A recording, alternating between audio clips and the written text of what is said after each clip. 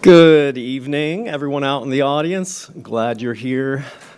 Everyone's present. The board, the superintendent, and I, we're really excited to just to celebrate achievement tonight. We're going to review information and make policy decisions related to the effective operation of the Polk County School Board. So I would like to call the January 23rd, 2024 regular school board meeting to order. So I would like to call Dr. Craig Miles from Warner University to please come up and give our invocation. If you can all please stand and remain standing for the Pledge of Allegiance. Please let me pray for you. Father, we thank you for this day. and Lord, the business and the work of our hands this day and the grace you've given us to even get to this point. Lord, I thank you for this board that is assembled to do the important work before them, to decide the issues, and Lord, to act in the best interest of the faculty, the staff, the families, and most importantly, the students. Father, thank you for the grace you've given them. Lord, I ask you to give them clarity of thought tonight, clarity of speech, and unity in purpose, Lord. Please bless their efforts this evening. Thank you for the time that they've dedicated, for the work that they've put forth. Lord, may there be good fruit from all of the labors this evening. Lord, please bless these proceedings according to your will. It's in Jesus Christ's name we pray and thank you. Amen. Amen. Thank you, sir. All right, at this time, I would like to invite Alexis Santos Rivera to come forward. If you can lead us in the pledge, that'd be great. Good evening. I pledge allegiance to the flag of the United States of America and to the republic for which it stands, one nation, under God, indivisible, for liberty and justice for all. You may be seated, except you. So thanks for joining us tonight. We're so happy to have you. And, you know, we've all had a chance to read your bio. Wow, how impressive. So, you know, the first thing, could you introduce yourself and who you have with you, if you have any guests with you tonight? Today I am here with my mom, and my dad is coming. And my two aunties are coming too. Wow. My name is Alexis Santos Rivera. All right, very nice. So we discovered that you love art, right? And you love to paint. Yes. So tell us something that you like to paint. I like to paint a lot of, like a lot of sculptures of rainforests. I like to paint also, I like to paint a lot of houses of and showing flowers, beautiful rain or in sunshine, sunsets. Wow, wow. So landscape. Wow, amazing. Yes. Indeed. I can see you. you piecing all those things together in your mind. That's awesome. And the other thing is you play an instrument as well? Yes, I do. Wow. Well, tell us about that. Yes, I play the violin. Wow. I love it. Okay. So talented. And then on top of that, you love to serve in different ways. And we know that you're involved with the Girl Scouts as well. Yes. All right. And I mentioned this to you earlier out in the hallway. So if anybody is looking to order any Girl Scout cookies, right, tonight, place your order tonight. So, you know, a couple more questions. Your favorite subject in school? My favorite subject in school is definitely ELA reading. Wow, so you love to read. That is great. So, you know, it looks like you've had a couple people arrive since you've got up here Yes. to lead us tonight. So great to have your parents with us. But there's somebody else that stepped in that's sitting next. You want to introduce that individual as well? Yes, that is my principal, Mr. Myers. All right, very good. And then maybe tell us what school you attend and something that you really like about South Point. I go to South Point Elementary, and I love the positivity there and the learning there. It's a lot of fun, and I love it. That's awesome. You're so professional. So, oh my goodness. Yes. So, you know, with this, you know, we're going to ask you, what's your dream? What do you see for your career in the future? I want to be a singer. Wow. So a music career. Yes. That is incredible. So really thank you for being here tonight. We're so happy to hear about you and the successes that you're doing. So thank you so much for being You're welcome. All right. And you can go ahead and have a seat at this point. Thank you so much. I was going to ask her to sing us a song, but no. All right, board members. The first item on our agenda tonight is to accept our agenda. Superintendent Hyde, are there any revisions to our agenda as printed? There are, but before I do that, sir, if I could, I want to challenge our Ms. Santos Rivera that when she gets back to her school, to get Miss Maud Frazier to do one of her famous YouTube or TikTok videos with you, doing a song and dance, because I tell you, that woman has an energy that is so infectious. And I know that between she and Dart, they do an amazing job. And I know Miss Miller was touched by you saying how positive the school is, and so thank you for that. But I want to see you on social media with Miss Frazier, okay? So challenge her. Tell her Mr. Hyde issued that challenge. She'll do it. Or her next paycheck will be delayed. Just kidding. All right, item J, number 1, joint use agreement between Polk County Public School District and the Boys and Girls Club of Polk County. A description was updated for that item. Item K2, administrative and instructional personnel actions. Attachments were updated. Item P, as in Paul, number 6, renaming Sleepy Hill Middle Library in honor of Ann Tankson. Item was moved to February 27th board meeting per request. Item T, number 1, reappointment of Audit and Finance Committee member. Updated motion, description, and attachments were provided. Great, thank you so much, Superintendent. At this time, the chair will entertain a motion to accept the agenda for January 23, 2024, with the noted revisions. Do I have a motion and a second? All right, so the motion on the floor is to accept the January 23, 2024 school board agenda as printed. Ms. Cunningham made the motion and Ms. Wyatt seconded it. All those in favor signify by saying aye. Aye. All those opposed, and the motion carries. All right, and the next item up is new administrators. Superintendent Hyde, would you please lead us through this agenda item tonight? Mr. Chair, board members, staff, and community members, it's an absolute pleasure to introduce the following individuals. Ms. Beth Cummings, currently Director of Fine Arts, is being promoted to Senior Director of Fine Arts. Is she not with us tonight? Okay. Ms. Rebecca Ekman, Acting Senior Director for ESC, is being promoted to Senior Director for Exceptional Student Education. Good evening. Thank you, Mr. Hyde and board members, for giving me this opportunity. When I was 13 years old, God placed it on my heart to be a teacher. When I was 15, He placed it on my heart to work with students with disabilities. Through the encouragement and support of my amazing parents, I was able to achieve that dream, and I began teaching students with disabilities in Polk County. Never did I think that God would call me to leave the classroom, but He always has other plans. He placed amazing mentors in my life who would encourage me to continue to grow and learn and find ways to support even more students.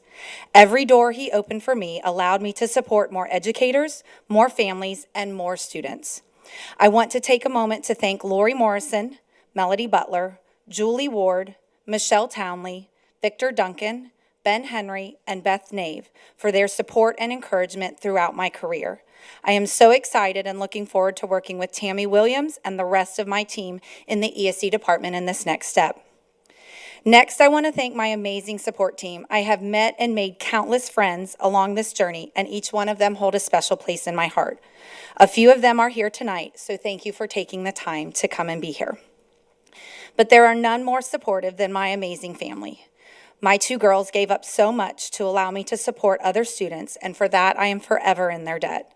I want them to know I am so proud of them, and I know they will make an amazing impact on this world. I am positive I would not be standing in front of you all doing what I do without the constant support from my soulmate, biggest supporter, and my best friend, my husband, John. God also knew what He was doing there when He brought him into my life. He is an amazing educator, husband, and father. He knows when to make me laugh and when to just sit and listen.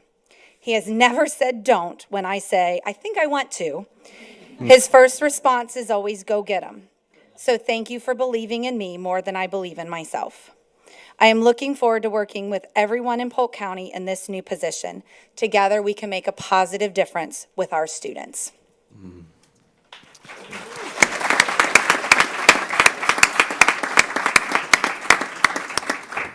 Mr. Ekman, and if there are friends and family in the audience in addition to Mr. Ekman, please come down and join the photo. I know. I had to offer, though.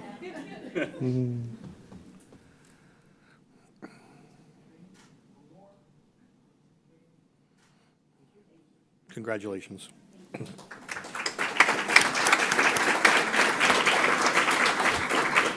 Next is Ms. Stacy Davis, Senior Coordinator for Media Services, being promoted to Director of Library and Media Services. Thank you. Good evening, honorable board members and Superintendent Hyde. I know you hear this all the time, almost every time we have these recognitions, but I too am a proud product of Polk County Public Schools, Carlton Palmore, Lakeland Highlands Junior High, I'm that old, and George Jenkins High School. My two sons currently attend George Jenkins High School, so go Eagles. I truly do have a vested interest in Polk County Public Schools, and I really believe that our school libraries play an important role in not only fostering a love of reading, but also growing inquisitive minds. So our goal is always to provide access and equality in library programming for all students in every school throughout the district. Thank you, Superintendent Hyde, for your continued trust in me to lead the Library Media Services Department. Your support means so much. Thank you to my current supervisor, Victoria McKenzie, and my previous supervisor, Ann Everett, for their wisdom, guidance, leadership, and patience, and also reining me back in sometimes because they know I am passionate about my job and about all things library and books, bridge, bus related. Thank you to my tiny but mighty Library Media Services team, Heather and Dina, for all you do daily to help our team provide support to every school, library, and media staff member throughout the district. Thank you to my husband, Jeremy, for believing in me that 15 years ago, I could teach full-time, have 2 babies in 2 years, and get my master's degree all at the same time. I will say those were some crazy couple of years. And to my sons, Jay and Zane, who patiently and lovingly understand that sometimes evenings and weekends and the occasional vacation are interrupted by mom's job. And to my parents, who were educators for a long time in the school district, for filling in the gap when mom and dad sometimes can't do it. We know grandparents are important, so thank you to them. I look forward to continuing to serve our district as we make our libraries the heart of every school for our students, teachers, and families. Thank you again for this opportunity.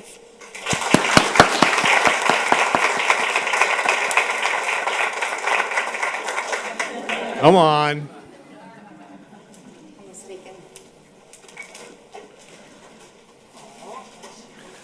And since your family's here, I will apologize because I think it's me who's usually calling her when it's nights, weekends, and vacations.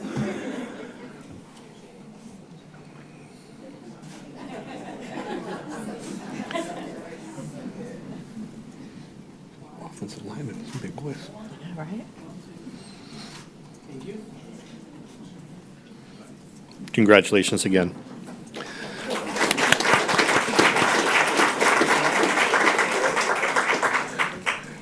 Next is Ms. Heather Lynn, Assistant Principal at Eagle Lake Elementary School, now being promoted to Acting Principal at Eagle Lake Elementary. And she survived her first Datacom recently. I so did. That's what I said. This is easy compared. Yeah, compared. Yeah, for sure. Good evening. I would like to thank the members of the school board and Superintendent Hyde for trusting me with this opportunity. I would like to thank my family and friends for supporting me each and every day, but especially tonight. I want to thank my regional superintendents, Mr. Roberts, Ms. Bennett, and Ms. Nave, for continuing to guide me and help shape me into the leader that can serve our students. I'm so blessed as a leader. I always say that I was born and raised under Mr. Victor Duncan. He embodied what it meant to be a servant leader and has impacted the leadership style of many who still serve Polk schools today. When I originally assumed the role of assistant principal, I had the opportunity to learn under the leadership of Miss Susie Nelson, who's here tonight. She taught me so much about leadership and myself over those 3 years that I got to work with her, that it'll continue to guide me well into the future. She taught me to take care of the staff, that's just as important as taking care of our students. She also taught me that it's better to try and fail than it is to not try at all. She encouraged me to be innovative in my problem solving and to make necessary changes even if they were hard, because they would always be worth it. I'm grateful for the confidence that she has built within me. This year, I'm able to serve the community of Eagle Lake, first as their assistant principal and now as their acting principal. The school is under the transformation department, and that's exactly what is happening there. We are creating an environment that provides students with the best education. I'm so grateful for the opportunity to lead the work of the school alongside Ms. Whitener, my rockin' AP, and the best staff around. I look forward to continuing the work there, and thank you so much for providing me the opportunity. Thank you.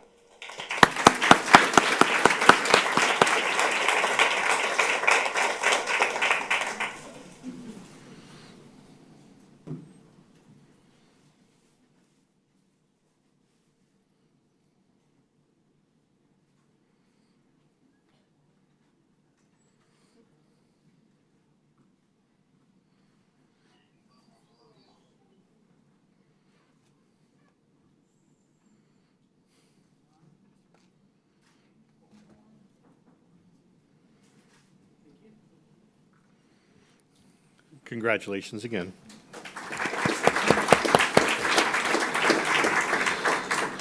Next up is Ms. Perez Maldonado, Assistant Principal at Palmetto Elementary, being promoted to Acting Principal at Juanita Elementary.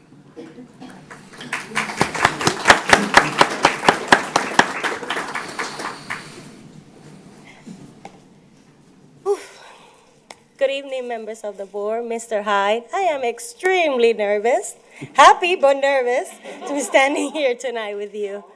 I want to start by saying to God all the glory. He's the one leading me into this journey and guiding every step of the way. I want to continue saying thank you to my family, my dear husband, my kids, my 2 sons and my daughter. I'm here because of you. Also to my mom. Hi, Mom. Where am I? I'm here because of her. I want to say also thank you to my mentors. I have the best mentors any person can ask for. Ms. Jonah Josuyak, my big boss. I'm the professional that I am because of her. It's all her fault.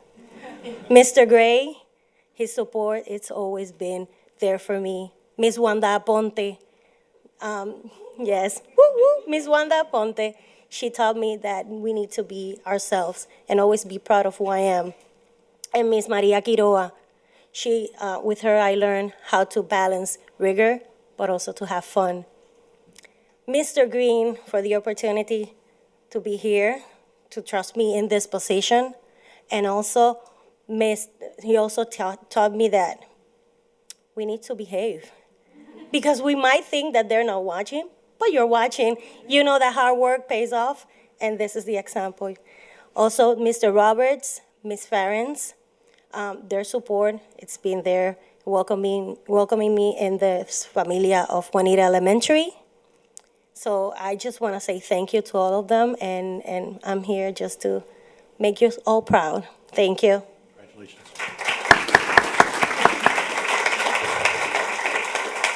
We got to take your picture. And your family can please come down and join you. Come on.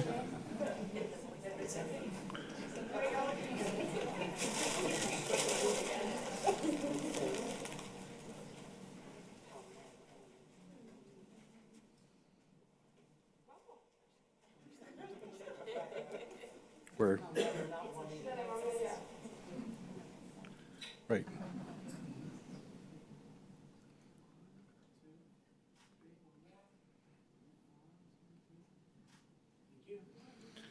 And I apologize, there was a typo. She is going to acting principal at Palmetto Elementary, if I'm correct. Is that correct? She's at Juanita. Okay. I thought I said that. Miss Robin Everidge, administrative assistant at Willow Oak Elementary, is being promoted to acting assistant principal at Willow Oak School.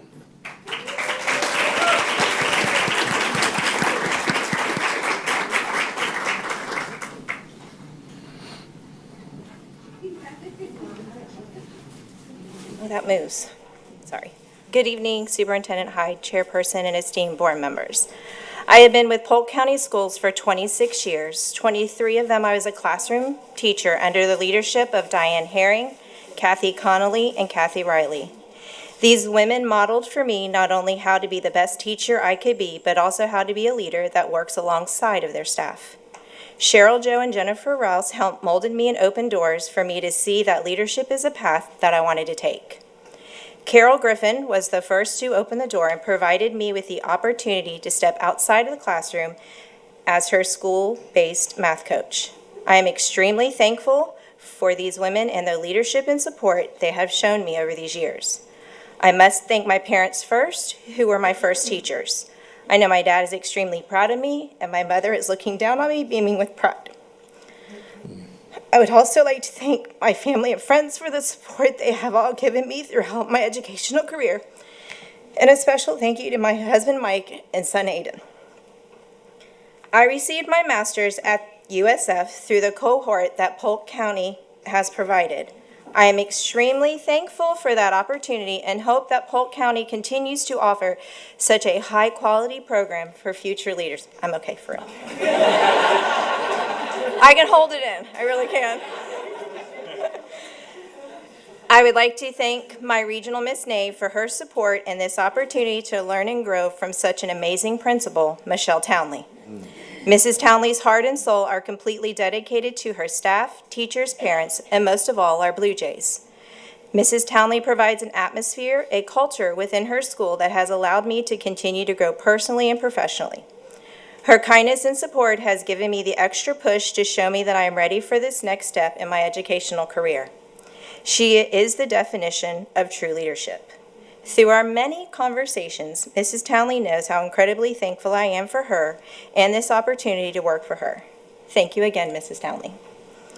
Being an assistant principal is not a position that I take lightly. I am extremely humbled, and it is with great honor and privilege that I get to serve Polk County Schools in this capacity, where I know every day is a great day to be a Blue Jay. Thank you.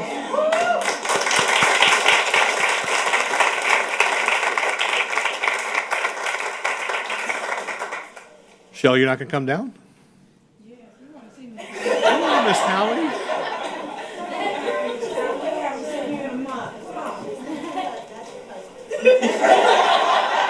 I'm just telling you, Miss Fields is asking for you to come down. So, oh yeah, she'll stand up for that.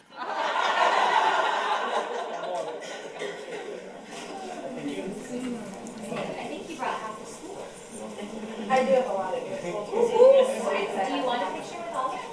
That's only if you guys want. Oh, please. If they're here, they should come on down.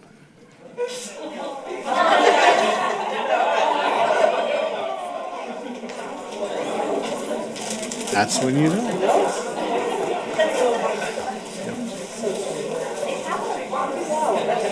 I wish.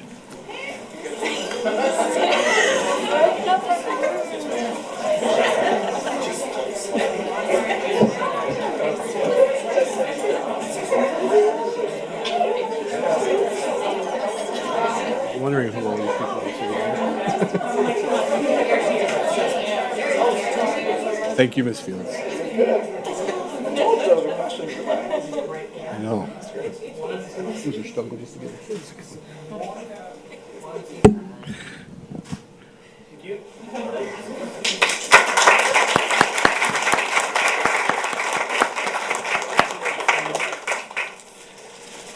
Next is Miss Denise Medina, school-based reading coach at Palmetto Elementary, being promoted to acting assistant principal at Palmetto Elementary.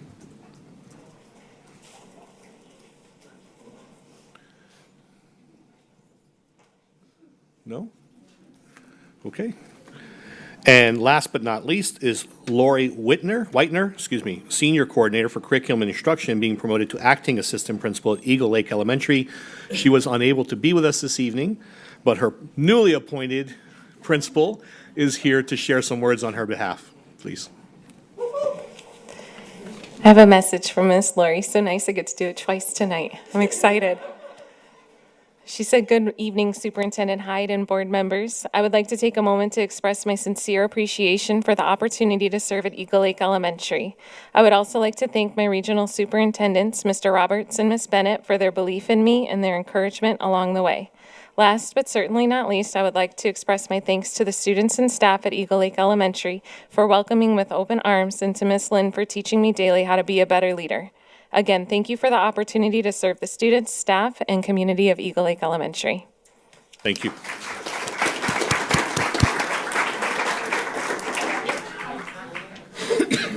Mr. Chair, that concludes new administrators.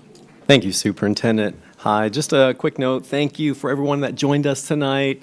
Love the energy in the boardroom. Now would be a good moment if you needed to exit before we transition into our next item. Again, thanks for being here. Appreciate the support. This is the fun part.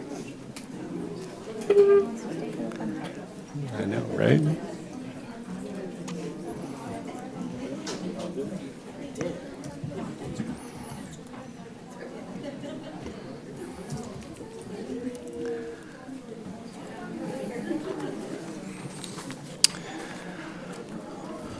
All right.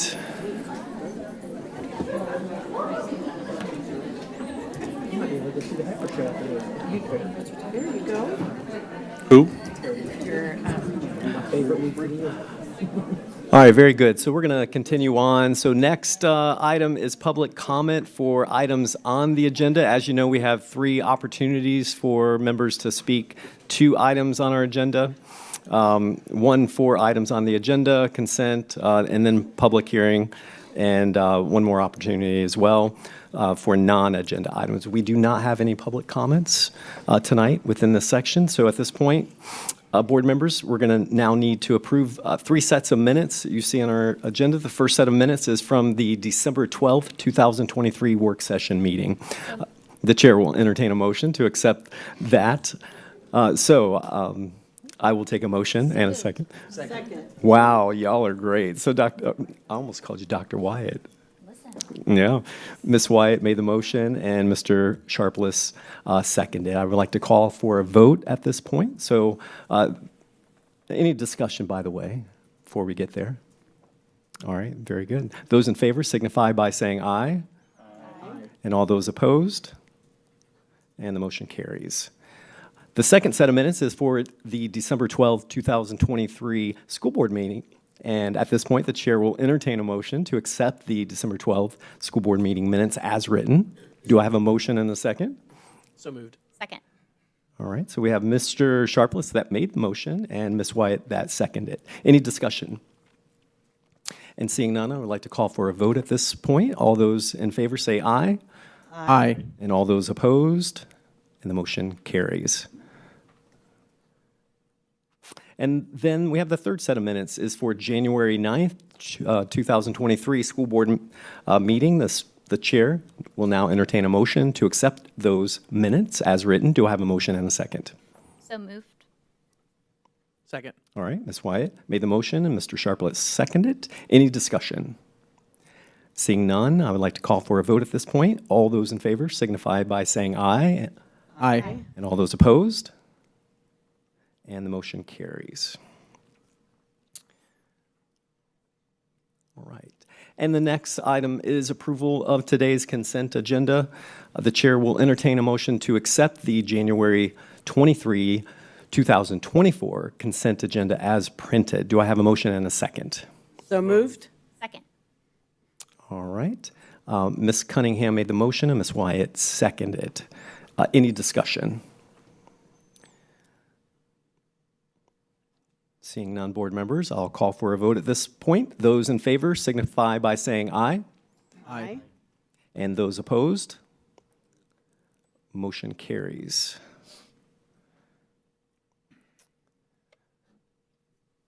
All right, and we're moving now down to our action agenda. And our first item on the agenda is the Polk State College Chain of Lakes Collegiate High School Charter Application Renewal. And as printed or presented during the December 12th work session, and it was recommended by our charter review team. Do I have a motion and a second? Move to approve. Second. Ms. Miller made the motion and Mr. Sharpless seconded. Any discussion, fellow board members?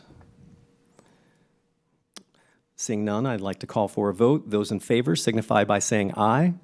Aye. And those opposed? And the motion carries.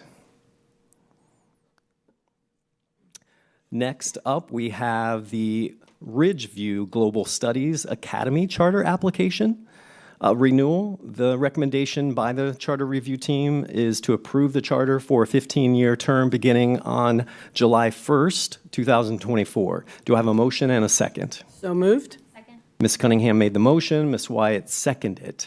Any discussion, fellow board members? Seeing none, at this point, I'll call for a vote. Those in favor signify by saying aye. Aye. And all those opposed, nay. And that motion carries unanimously. Okay, now we're moving down to P3. We have the Navigator Academy of Leadership Charter Application Renewal. And this was presented December 12th work session. The recommendation came by the Charter Review Team to approve Navigator Academy of Leadership Davenport's charter for a 5-year term. Do I have a motion and a second? So moved? Okay, Ms. Cunningham made the motion, Ms. Wyatt seconded. Any discussion, fellow board members? Seeing none, I'd like to call for a vote at this point. All those in favor signify by saying aye. Aye. All those opposed? And the motion carries.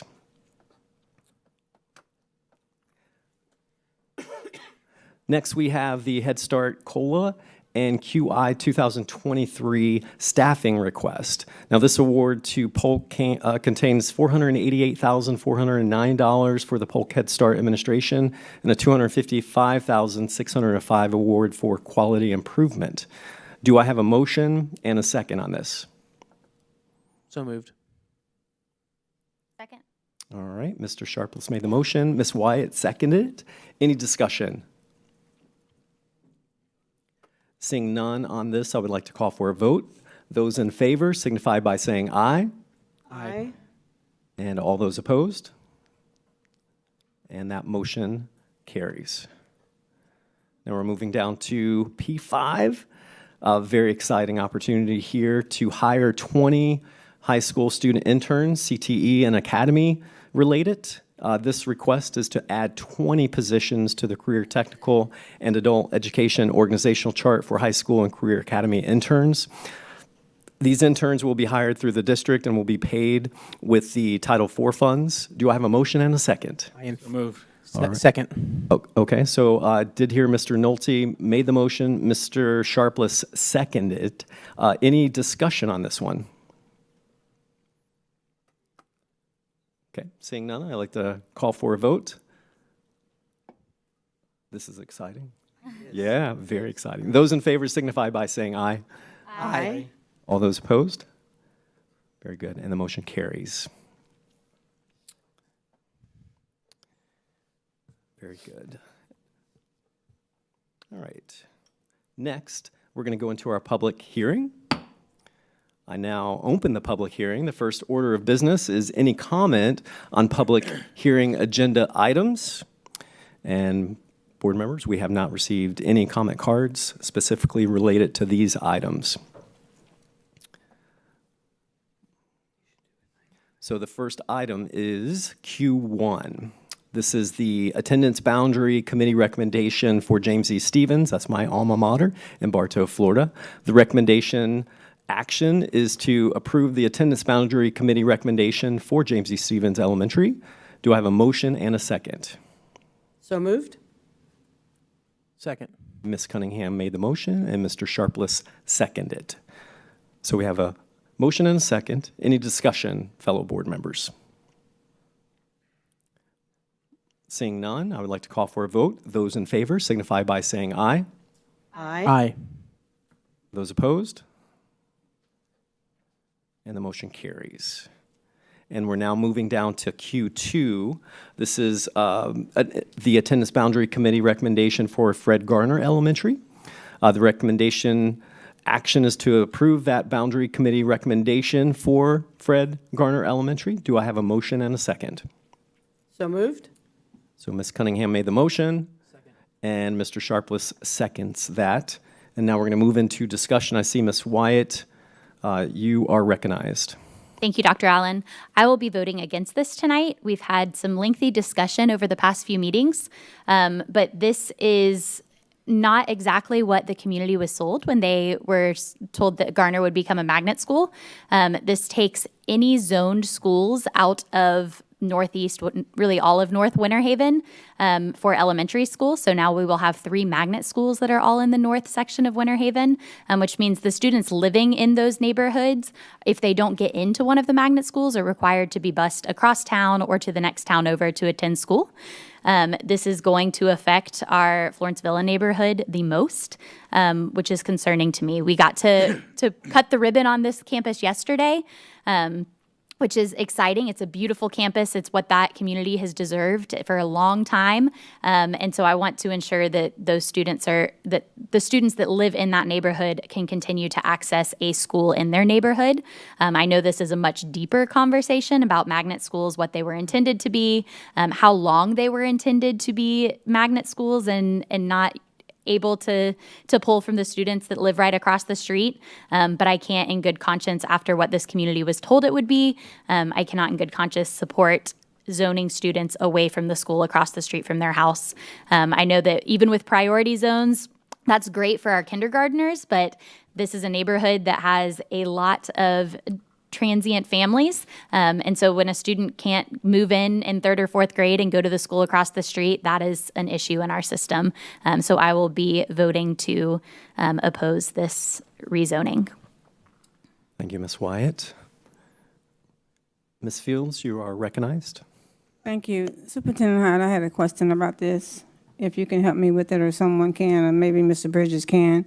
In the transition from a traditional to a magnet school, what is the process for students that are currently enrolled at Garner Elementary? Would they automatically have to choose from the other schools, or would they be given an opportunity to apply for the magnet school? Does that make sense, Wes? Yes, ma'am, and if I miss one of your questions, please redirect me. The first question I'll answer is, do the students have an opportunity to apply for that school? Yes, indeed, they do. In fact, the majority of students who were originally attending Garner still remain at that school to date. But Ms. Wyatt has expressed concerns that over time, how does that change? Because there are some restrictions within the grant, because the purpose of the grant is not only to bring in some academic rigor, but also to ensure that we are addressing demographic isolations. And so I think that this grant serves to do that. There is some flexibility, as we shared at the last meeting, moving forward with the Department of Education to create some attendance boundaries, so long as we continue to meet the expectations outlined in the grant. And so those are the two things that I'm aware of at this point. But at this point, students who would normally have been zoned for Garner have either been rezoned to other schools with space, but they can, in addition to Garner, they can apply to any other choice school that they see fit. So I want to make sure that I'm clear, I'm understanding. So you said that going further down in future years, we can revisit based on what the criteria is in the grant to possibly look at the boundaries a little differently, where that we aren't dismissing, and I don't mean to use the word dismissing because it sounds kind of harsh, students in that immediate community. But it would have to be something that the superintendent and the board would commit to working on, correct? Yes, ma'am. We've asked for clarification. So at the culmination of the grant, the period of time for the grant, I believe is 3 to 4 years, we're verifying how much time beyond the grant the expectations remain. And then at the culmination of that, yes, the district could at any time revisit that school, and we could make a recommendation for changes to the zoning to ensure that students within the first 2-mile radius would have primary access to that school as well. Thank you. Then my last question is, Ms. Wyatt said that when it was presented to the community, it was presented differently than what we're voting on. Is that correct? I do not know that. I was not present. The conversation in the application for that MSAP grant happened prior to my arrival. My first school where we held community events, conversations, was Elbert. Thank you for that. Yes, ma'am. Thank you, Ms. Fields. Ms. Miller, you are recognized. Thank you, Dr. Allen. This conversation's happened over and over again. I remember being a community member and sitting in as a community advocate when it was Winston. And so I'm very interested in the conversation of the DOE and what we're required to do, because I understood that this is how it had to happen. as everyone knows, I'm an advocate for keeping students at their school, especially students of varying abilities, and magnets are no different. We've had a couple situations recently where that's still an issue in a couple of our magnets. And my purpose and focus is on the students at Garner not being sent away based on their ability, but also based on their address. I'm supporting this tonight only with the assurance that we're going to relook at this and that we can start making that change, because the conversation of magnet schools creating opportunity for people and busing magnet zones, whether it's Lincoln or Winston or whatever in Winter Haven, away from their schools has been an ongoing issue. And you're right, we can get them in kindergarten, but if we don't keep them or if we don't give opportunities for the higher grades, and I don't know how equitable it is. So I am looking forward to the conversation that's going to come back based on the DOE's results. Thank you, Ms. Miller. Mr. Sharpless, you are recognized. Thank you. I have a question for Superintendent Hyde. The email we got from you said the total amount specific to Garner Academy for the grant project is $1.9 million. And I was wondering how much of that money would we have to return if we did not continue with the magnet program there? $1,922,728. It would be the full amount of the grant. Okay. Because we would have essentially violated the intention of the grant, which was to, again, ensure that we're addressing demographic isolation within the community. All right, thank you. Yes, sir. Thank you, Mr. Sharpless. Moving back to Ms. White, you're recognized. Yes, and I apologize, Ann, to put you on the spot. For the students that are, because currently if you are in the Garner zone and type your address in on our website, it says TBD for where your zoned school is. How are we communicating with those students that they are, if they checked before 2 weeks ago, it said that they were zoned to Garner, which of course is right about the time parents start looking at, magnet choices coming up. So students who may have seen on the portal that they were zoned to Garner, but they are no longer zoned to Garner. How are we communicating that with families to make sure they know they have until February 18th to apply if they want to go there? So I believe some of those communications have already taken place with families to renew their application to Garner. However, we couldn't notify parents of any changes to their attendance Garner until the board took action on tonight's item. So now that that's been done, then we would probably no later Is it than... done yet? If it's done, then it would happen no later than Monday. Thank you. Yes, ma'am. Thank you, Ms. Wyatt and Superintendent. Ms. Fields, you're recognized. Thank you, and that was my question. Superintendent Hyde, how aggressive are we going to be to ensure that the parents of these students know that they need to submit an application by February the 16th or the 18th, whatever that date is, if they want to continue to be at Garner Elementary, now Elementary Academy? If I recall Ms. Everett's comments from the last meeting, that has been an ongoing conversation throughout the school year with the families to encourage them to make sure that they know the timelines. But again, we would ramp up our communication based off any changes that the board may or may not adopt this evening. Thank you. I would strongly suggest that it be very aggressive. Yes, ma'am. When we had discussion at our last work session, I basically said that I think to have told the community that we're going to have an academy at Garner and then change it, to me, would be a disservice. However, I understand the concern that Ms. Wyatt has shared. And so if I vote in support of this, it would be with the understanding, as Ms. Miller referenced, being able to go back and seeing how we might be able to look at rezoning where we're not going to dismiss those kids in that immediate area. And we would have to be committed to make sure that this doesn't get lost by the wayside. And I know that it won't, but I'm just saying.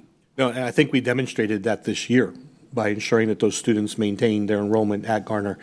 But this has raised some other interesting questions, because part of the concern that has also been raised isn't just the proximity of a student living literally across the street not being able to gain access if they didn't apply in time or there wasn't the space. It goes beyond that, which is within that Winter Haven community, there are so many school choice schools. There really aren't that many traditionally zoned schools left. But the question that came up earlier today is at which point, or at what point, excuse me, at the culmination of the grant, may we make changes?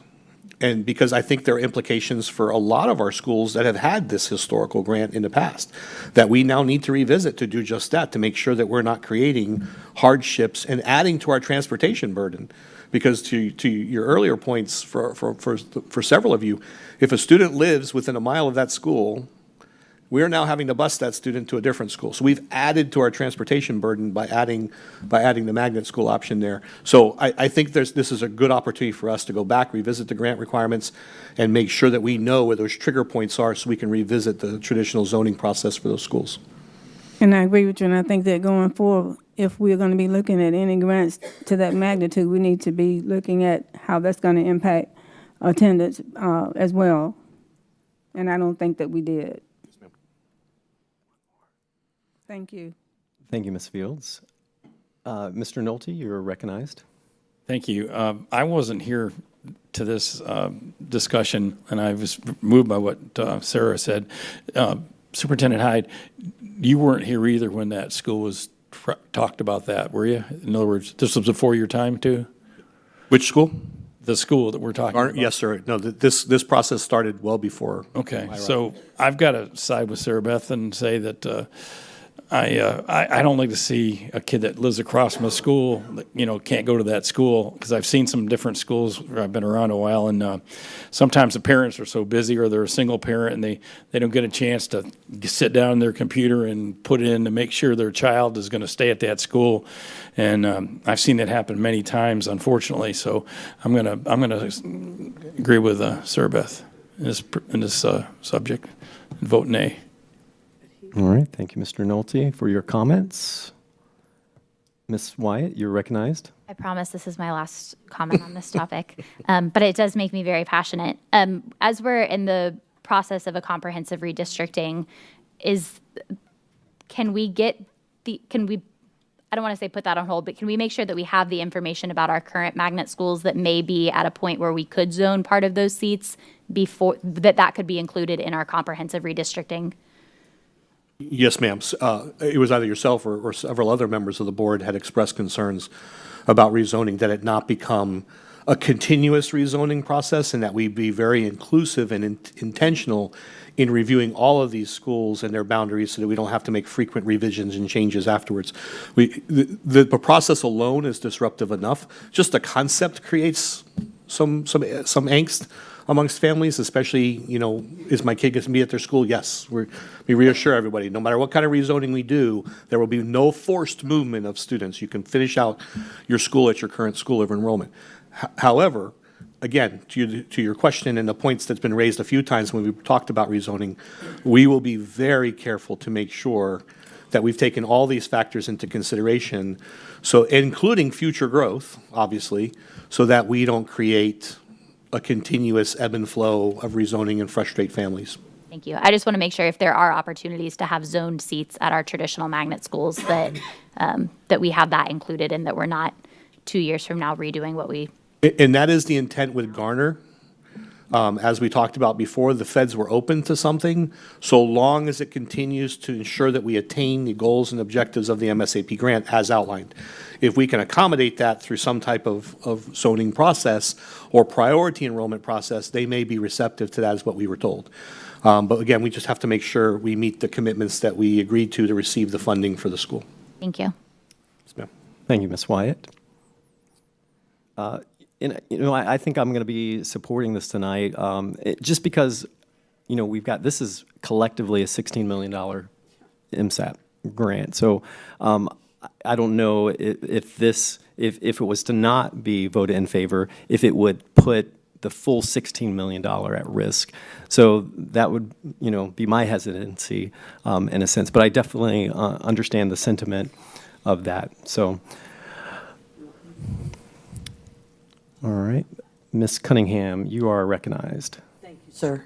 And I just want to say I'm going to be supporting this tonight. I actually made the motion, and the reason is, while I didn't hear all the discussion at the last meeting, I've been through this before, where we zoned one of my schools when it opened, and literally the kids that were a stone's throw away from the school were zoned to another elementary school at the time. And I'm going to be honest with you, staff was phenomenal. When those individual parents, called or whatever, we made provisions to say, I understand that you live catty corner 2 houses down. Of course you're going to go to that school. We're not going to do exactly, what he said, bus you now to a different school because you're across the street. I think that's insane. I think those are details that are very important, but I do really believe that that can be worked out by staff. I've seen it done before. I've seen it done successfully, and we ended up having those children within whatever it was, 1.9 mile, or whatever, from the school, attending that particular school, and then starting to bus outside of that. So I've seen it done before beautifully, with compassion, with kindness. I just think what we've done tonight is we've raised that awareness, and I think it will make a difference. But I think it's important to continue with the grant and move forward and have the confidence that our staff's going to treat these families with kid gloves and take care of those kids, because we all want what's best for our children, or we wouldn't be sitting here. So thank you, sir. Thank you, Ms. Cunningham. Mr. McLemore? Yeah, thank you, Superintendent. You're recognized, Mr. McLemore. I'm sorry to jump in here. But Stand by. Thank you. Go ahead. Sorry to interject here, but I just want to make sure and clear that the board is aware you're not taking official action tonight. Correct. So it's just, we're moving forward. This is actually coming to you in February for the final approval and action. I just want to make sure we're all on the same sheet of music. Yeah, so thanks for that clarification. And Mr. Bridges, maybe you can speak to this a bit, because as noted in our agenda, there are 2 readings on this. So there's not a vote today. This is a public hearing. Yeah, so that there can be open discussion. Yes, sir. Okay. That's correct. All right. So we have not placed a vote on, well, we did actually vote on Stevens.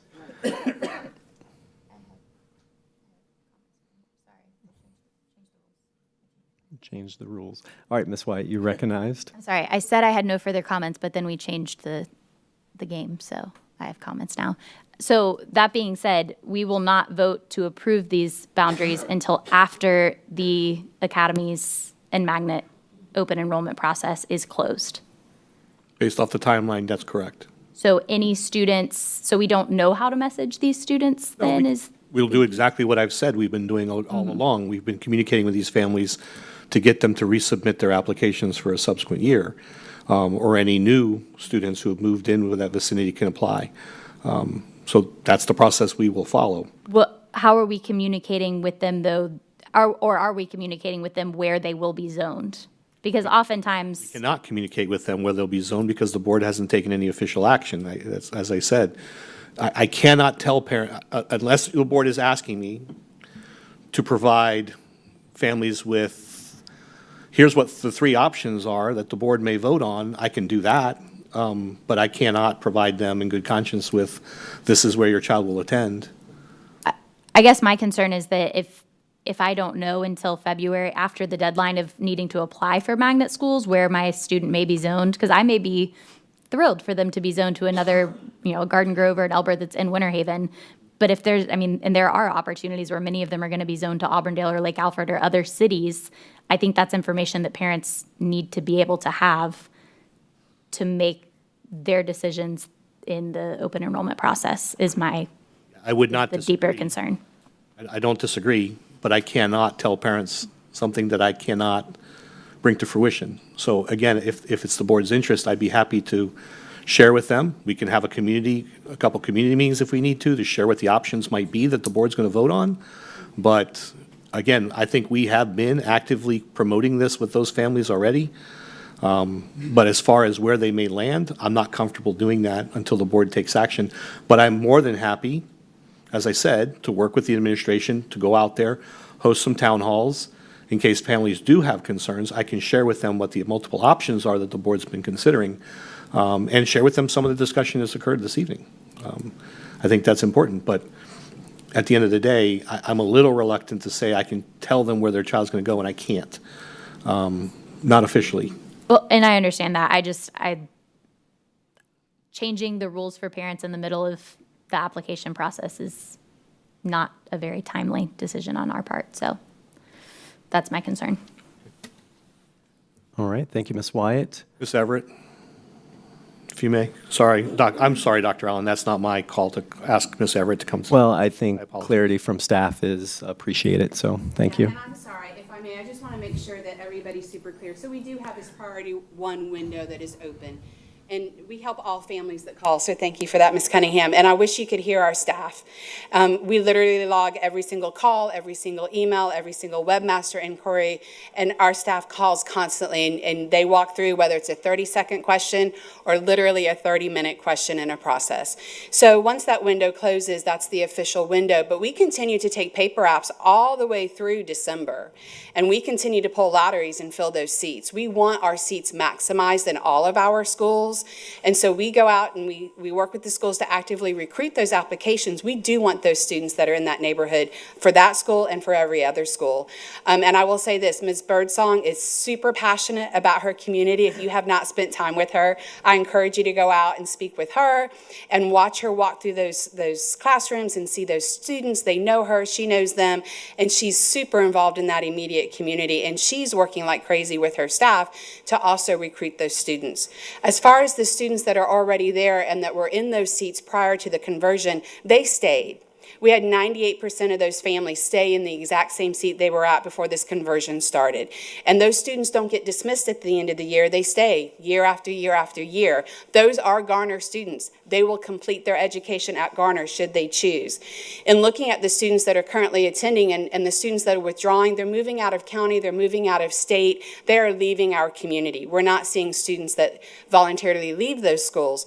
When we polled the number of students that, because the zoning isn't finished, we can still at this point track the number of students who are in their traditional zone that are moved out of Garner. I know we pulled those numbers in October. I can certainly re-poll them. If you take out the students that actively applied and enrolled at Brigham and at Jewett School of the Arts, I believe there were 8 students that left or didn't remain at Garner. 3 of those were employee students, and then those other students chose to go elsewhere for whatever reason. It's a very low number of students, of traditionally zoned Garner students that aren't there.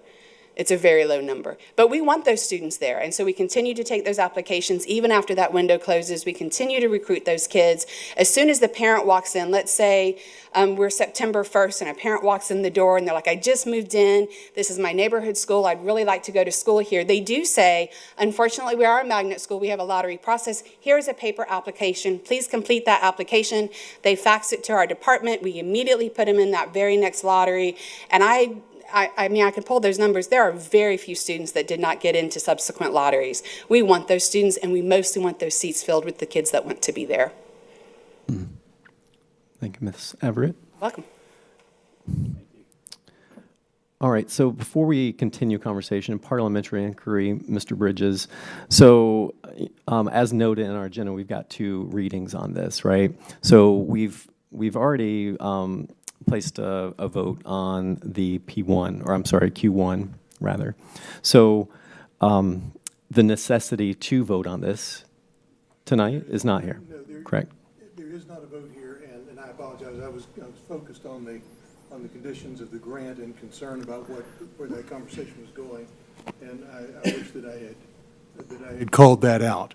But the action tonight, to the extent you did have a vote, I would suggest that it serves only to take the item, to move the item forward to the next board meeting at which it will be approved. Okay, correct. Yes, sir. All right. So we are continuing our discussion, and Ms. Fields, you're recognized. Thank you, Dr. Allen. That was my question. I was confused, trying to figure out why these items were on the agenda if we weren't voting for the boundary attendance change. So we are voting for to approve the recommendation of the committee? Is that what the vote is? There will be no vote on Garner tonight, and But we voted for Stevens already. we did. And So we're going to as take I- this off now? You know, as I mentioned, that vote does not serve to finally approve the zoning for Stevens. This is done as rulemaking, so the vote, the action to approve it will be taking place at the next board meeting.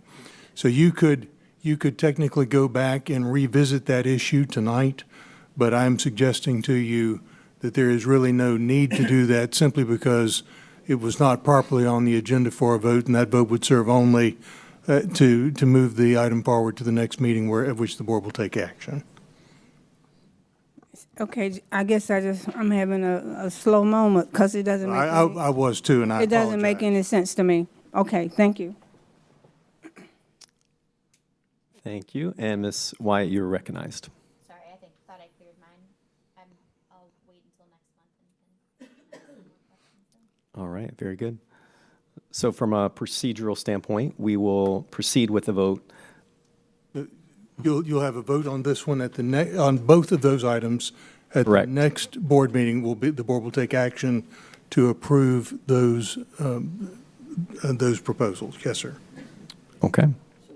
Tonight is first reading. There is no action by the board to approve them tonight. Okay. Coming up for us to take that. Right. Correct. At the February board meeting. it is popping up on our screen. It is popping up on. Oh, I'm everybody's sorry. I'm screen. sorry. Yep. Yeah, I can't. Mm-hmm. I don't see that. Vote to move it to next month? Oh, you are clearing. Okay. Okay. And then what we're going to do then, instead of casting a vote tonight, we're going to now move to Q3 then. Right. So as soon as this is cleared, we'll go ahead and proceed that way. Thank you very much.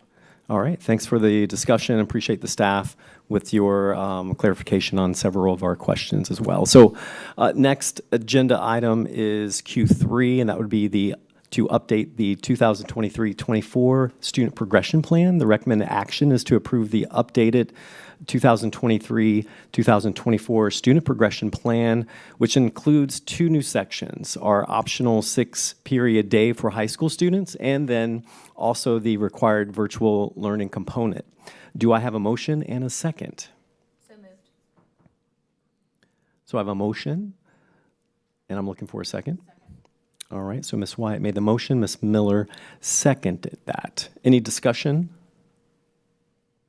All right, seeing none, I would like to call for a vote. Those in favor signify by saying aye. Aye. Those opposed? And the motion carries. All right, very good. So the next item is our policy updates. We have several policy updates as noted. We'll take each one of these separately, and you'll notice that the system will basically only log one large vote, so Ms. Yvette will be taking these individually by paper as we go through these. So I will take a motion to approve policy 6320, purchasing and contracting for commodities and contractual services. Do I have a motion and a second? All right, Mr. Sharpless made the motion, and Ms. Wyatt, or I'm sorry, Ms. Miller seconded that. Any discussion, board members? Seeing none, I will call for a vote. Those in favor signify by saying aye. Aye. Aye. Those opposed? And the motion carries. Moving to the next one, I will take a motion to approve policy 6320.01, and this is the selection of construction contractors and subcontractors. Do I have a motion and a second? Second. All right, Ms. Fields made the motion, Ms. Wyatt seconded. Any discussion? Seeing none, I'll call for a vote at this point. Those in favor signify by saying aye. Aye. And those opposed? And the motion carries. Moving down to policy 6322, this is construction contracting. Do I have a motion on this policy? And then I need a second as well. All right, Ms. Fields made the motion. And Ms. Miller seconded that. Any discussion on this policy in particular? Seeing none on the list, we'll move for a vote. All those in favor signify by saying aye. Aye. Aye. All those opposed? And the motion carries. And now we're down to policy 6325. This one is procurement, federal grants and funds. Do I have a motion and a second? So moved? Second. Ms. Cunningham made the motion, and Ms. Miller seconded. I will now call for a vote. Those in favor signify by saying aye. Aye. Aye. Those in opposition? Okay. And the motion passes. Policy 6450, I need a motion to approve local purchasing. So moved. All right. Mr. Sharpless made the motion, and I heard Ms. Fields, I believe, second that. Do we have any discussion on this one? All right. Those in favor signify by saying aye. Aye. Aye. Any opposed? And that motion does pass. Now we're down to policy 7421 entitled Restrooms and Changing Facilities. Do I have a motion to approve this policy? Second. All right, Ms. Fields made the motion and Ms. Wyatt seconded. Any discussion, board members? Seeing none, I'll call for a vote. Those in favor signify by saying aye. Aye. Aye. Any opposed? Okay. And to wrap up, we have, I'm looking for a motion basically to approve policy 9800 entitled Charter Schools. Do I have a motion and a second? So moved. Second. All right, Mr. Sharpless made the motion, Ms. Cunningham seconded. Any discussion? Okay. Those in favor, I will now call for a vote. Those in favor signify by saying aye. Aye. Aye. Aye. And those opposed? And the motion carries. Thanks to our staff and board members. Thank you for your work on looking at those policies. That does conclude our public hearing. And we're going to now bump down to letter R, and this would be the superintendent's report. So, Superintendent, you have a report for us tonight. I do, Mr. Chair, members of the board. At this time, one of the things I'd like to start with is recognizing all of our amazing staff and students who participate each year in the Polk County Fair. I'm not going to steal too much of Mr. Sharpless's thunder here, because I know this is a passion point of his, but my son's very close friend was entered this year. Got to go watch him compete for a showmanship award with his pig. With all due respect, it's fascinating to me. I'm amazed by it, but I couldn't tell you a good pig from a bad pig. I can tell you what tastes good, but I mean there were 410 entries in the swine group alone, and that's just so impressive to watch students of various ages go out there. They're so dedicated, they're so focused, and they pour so much of themselves into this, and you could see it on the looks on their faces when the judge pulls them aside and says, I'm not going to pick you tonight. But then they come back the next day, and they get smiles on their faces because they get to sell these animals for a profit and hopefully make a profit, and many of them did really well. And it's just, I look forward to the award ceremony every year. These young kids come out there, but they learn so much. And there's two things I'd just like to point out briefly. Number one, it maintains the integrity and the history of Polk County agriculture. And that's so incredibly important that we do that. And that's why the Homeland proposal and project is so important, so we can provide these opportunities year-round to all of our students. And number two, they learn how to care for something else. And there's a lot to be said about that. The amount of time they have to spend and the amount of training that goes into this. And again, I only saw pigs so far. We've got cattle later on this week, but they've got all kinds of different things there, and it's busy. And everyone there supports all our students. So I just want to say thank you to everyone involved.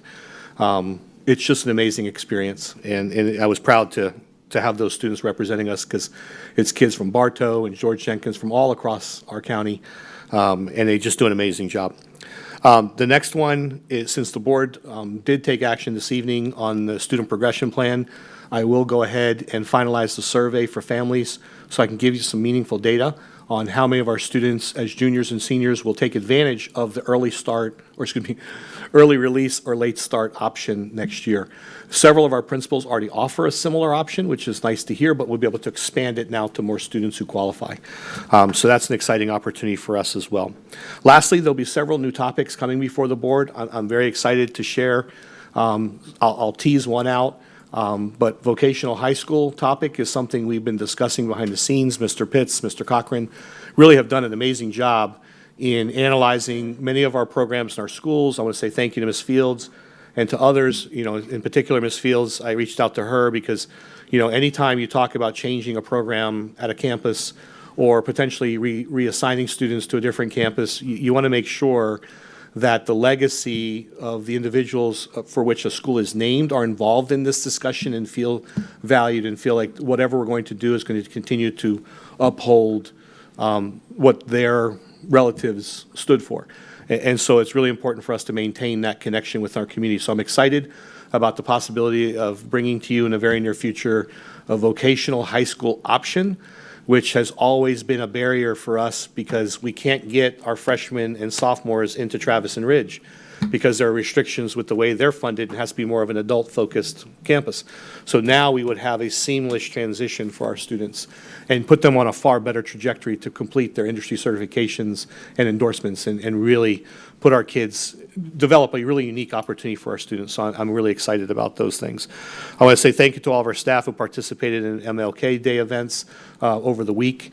I was very happy to attend the student essay contest, and we are going to invite the winners here to share their essays in February. I think we've done that historically each year, but what an amazing group of young students and their hearts. And there was one young lady, the whole place said awe simultaneously, because she said one of the greatest things that ever happened was that there are students that are friends with her now that she never would have met otherwise if it weren't for Martin Luther King and the things he stood for and the efforts that we made, the strides that we made. So it was really impressive. I want to thank Sheriff Grady Judd for being in attendance that night. It's really important that our students, he overshadows everyone when it comes to celebrity. So I know everybody watches the Chiefs games to see how many times they're going to show Taylor Swift, but I guarantee you, if you put Grady Judd in the room next to her, I'd like to see the competition between who they show more often, at least for Polk County. He's an amazing individual, and we are culminating our community advisory program with him. I was very grateful to be selected this year and participate in their SWOT analysis and get a chance to spend time across various locations in our county and learn more about our law enforcement division and really how he and his team do an amazing job with their funding, with their allocations, and really, if you think about how much of the county they cover as compared to some of other municipalities, they have a really broad reach, and they do an amazing job. And he's very receptive to feedback from the community partners that were there in attendance. And I believe I have one last half-day activity. I'm going to be with the agriculture group for half a day, so that'll be exciting. But I've done everything from the jail to processing, to the 911 call center. If you have never shadowed in the 911 emergency call center, you all can do it, and it is an absolute amazing experience. And they're dealing with a car accident in front of me. We're dealing with somebody who's literally running out of oxygen because the new tank hasn't been filled and delivered, and the woman behind me was delivering a baby in a car. So if you want to see what's going on every single day in Polk County, that's an impressive group. Those people handle themselves and handle those individuals with kid gloves and just, make sure everybody feels comforted and supported. It's just an amazing group of people that work in that call center. And so hats off to them. To Bonnie in particular, who apparently multiple of us were assigned to because she's just that good. And she's just really an amazing individual. So I'll leave it at that. The next work session will be held on Friday the 13th. Oh, no. All right, let's try this again. The next work session will be held on February 13th, 2024. The work session will begin at 9 a.m. The meeting will be held at the district office located at 1915 South Floral Avenue in Bartow. And then board members, you will get a subsequent email survey from me. We are looking to add another workshop day to the calendar in March based off Neola's availability. Because of all the legislative action that took place last year, there are 150 district policies that we need to review and revise and bring before the board. I am not telling you we're bringing 150 policies to you at a workshop, but I believe we need to add some time in order for us to catch up and make sure that our policies reflect the changes that took place. So, Mr. Chair, that concludes the superintendent's report. Well, all right, thank you. Thank you, Superintendent Hyde. Next item up is our attorney's report. Mr. Bridges, you are recognized. Thank you, Mr. Chair.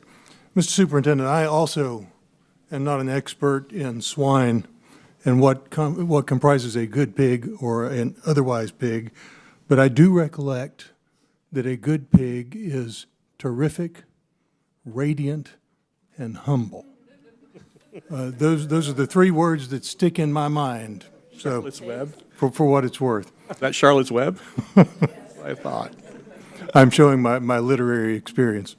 Mr. Chair, request authority to advertise a public hearing to be held on February 27th during the regularly scheduled meeting of the School Board of Polk County for the following policy updates. 2520, selection and adoption of instructional materials and equipment. 2521, instructional materials program.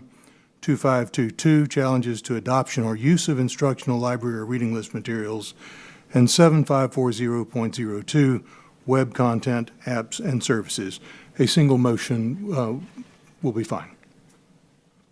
Mr. Chairman, I'd like to make a motion to approve to advertise the public hearing for the policy updates, as Mr. Bridges has noted. All right, very good. We have a motion and a second on the floor. Ms. Cunningham and Mr. Sharpless seconded. I'll go ahead and take a vote on that. All those in favor signify by saying aye. Aye. And those opposed? All right, and it carries. Thank you, Mr. Chair. My office will take care of the advertisement. Thank you very much, sir. All right, next up is our auditor's report. Ms. Matthews, you are recognized. Thank you, Mr. Chair. This evening, I'm bringing forth a request for the reappointment of Mr. Bernard Foltz and Ms. Terry Loretta to the Audit and Finance Committee. They are being recommended for reappointment, each for a second three-year term as allowed by the charter. Mr. Foltz is being nominated by School Board Member Kay Fields, and Ms. Loretta is being nominated by Dr. William Allen. Mr. Foltz is a retired CPA with considerable knowledge and experience in industry. Ms. Loretta is currently the Director of Finance for Exploration 5 Children's Museum. Her past experience includes industry and education.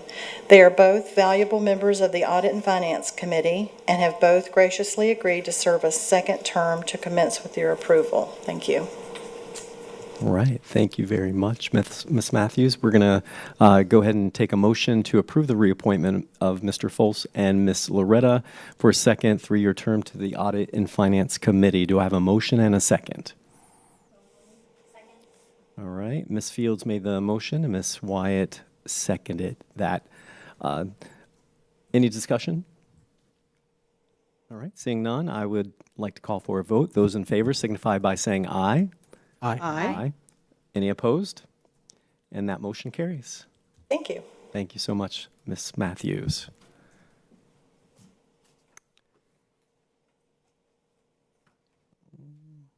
All right, so moving down our agenda, the next item up is where we get to hear about all the crazy fun things that you've been up to as our board members.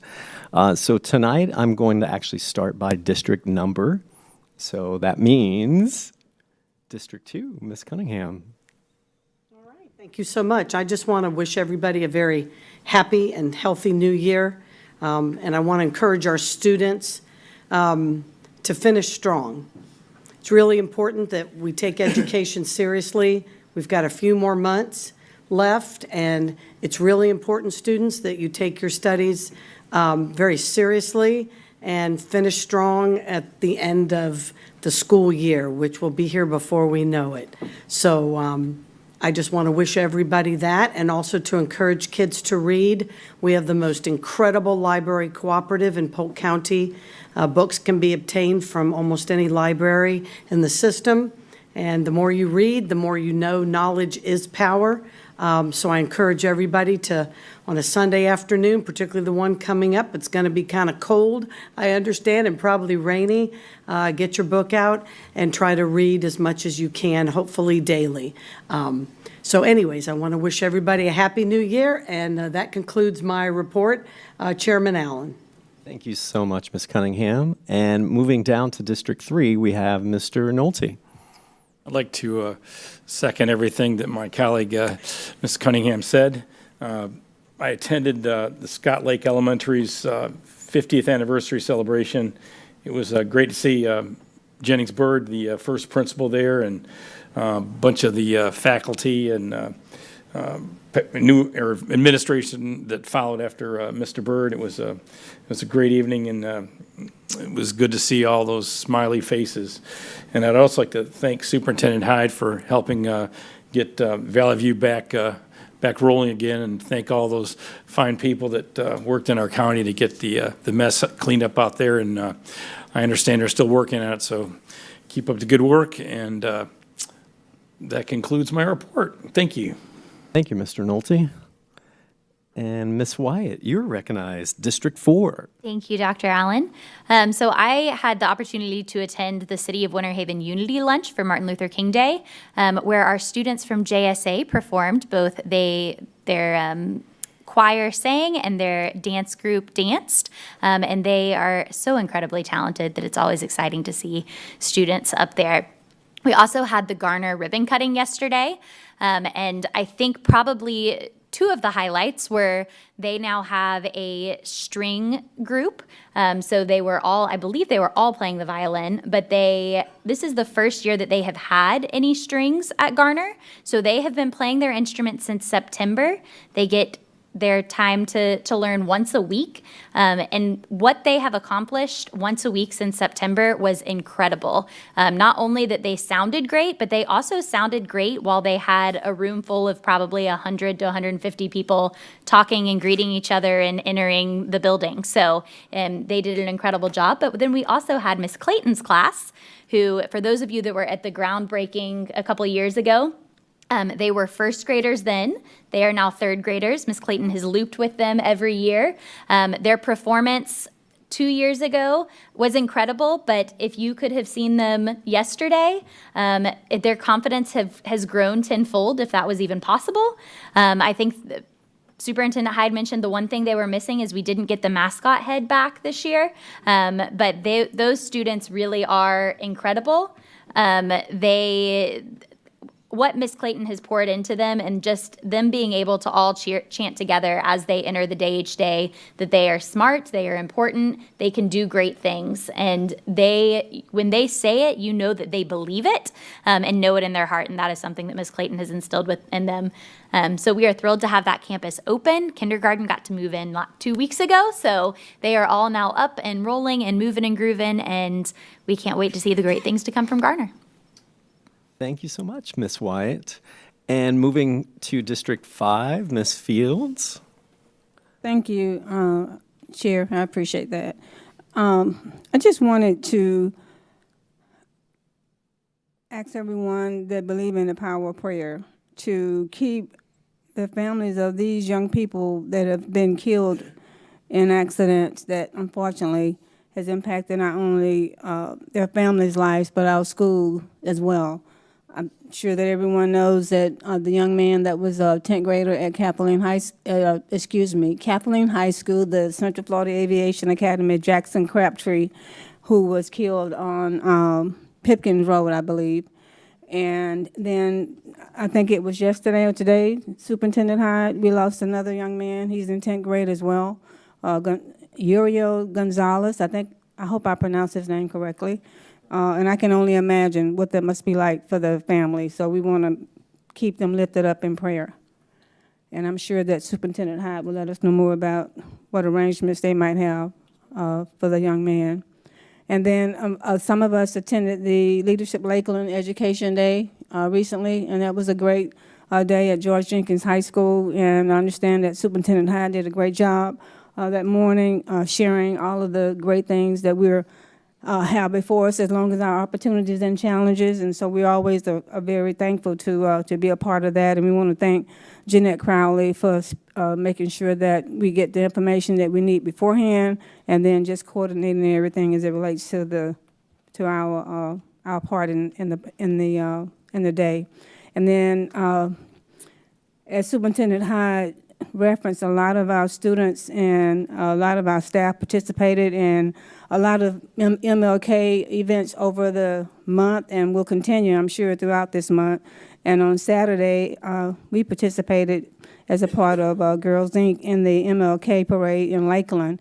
And I was so proud to see Lakeland High School Marching Band and Kathleen High School Marching Band And Superintendent Hyde, even Coach Frazier had his own vehicle in the parade, and all of the young men on the football teams for the last 2 years, they had their own float, just excited about being champions, and it was just a great opportunity. And we also had other schools that was represented. So I want to thank everybody for honoring and celebrating the life of a great man, Dr. Martin Luther King.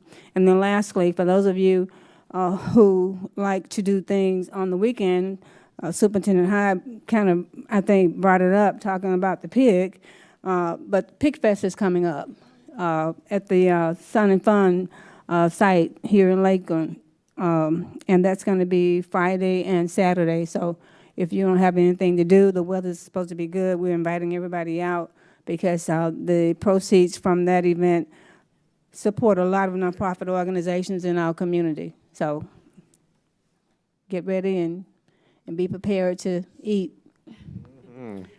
And bring your bucks. Thank you. And that ends my report.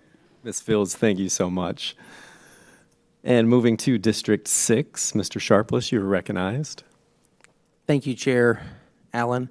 I want to echo Board Member Fields' remarks on Leadership Lakeland Education Day. I felt like that was a really good opportunity for us to talk to leaders in the Lakeland community, as well as want to give big kudos to George Jenkins High School for hosting us, and just really their culinary department for making amazing treats for us, and it was great to see their career academies really flourishing there at George Jenkins High School, as well as Jeanette Crowley. Again, thank you, Jeanette, for all the work you put into that. I have some prepared remarks. This past week, we had a great trip to Tallahassee to participate in the Florida School Board Association Day in the Legislature, and we were able to meet with our entire Polk delegation. We had some great discussions about the progress being made on deregulation of public schools and a number of bills that are currently moving through the committee process. We were told that the House Education budget would be released this week, and in fact, it will be heard in Chair Tomko's Appropriation Committee tomorrow, one of our Polk County representatives. I'd really like to express my thanks to my fellow board members who traveled with me to Tallahassee to advocate on behalf of our students, schools, and families. We were collectively able to provide a lot of great input to members as they had questions about bills they were working on or had interest in.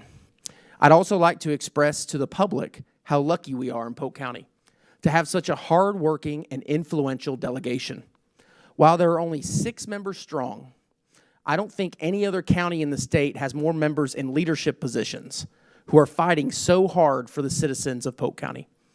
I'd also like to thank Superintendent Hyde for his help and involvement, as he has also personally been asked to provide input into several pieces of legislation, and we appreciate his hard work. Additionally, I would like to thank Wendy Dodge from the Southern Group for helping us get meetings and lobbying on our behalf, Polk County Public Schools in Tallahassee.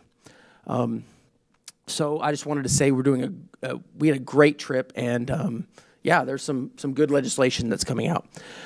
The last thing I want to talk about, I'm going to thank you, Superintendent Hyde, for not stealing all my thunder about my favorite week of the year, and that's the Polk County Youth Fair. It's happening right now. As a former high school and middle school agriculture teacher, as well as a former 4-H club leader, and my wife's an agriculture teacher, this week is it's really hard when we have board meetings during Youth Fair week. I just want to say that out loud. But this week is pretty much, for a lot of students, it's their Super Bowl.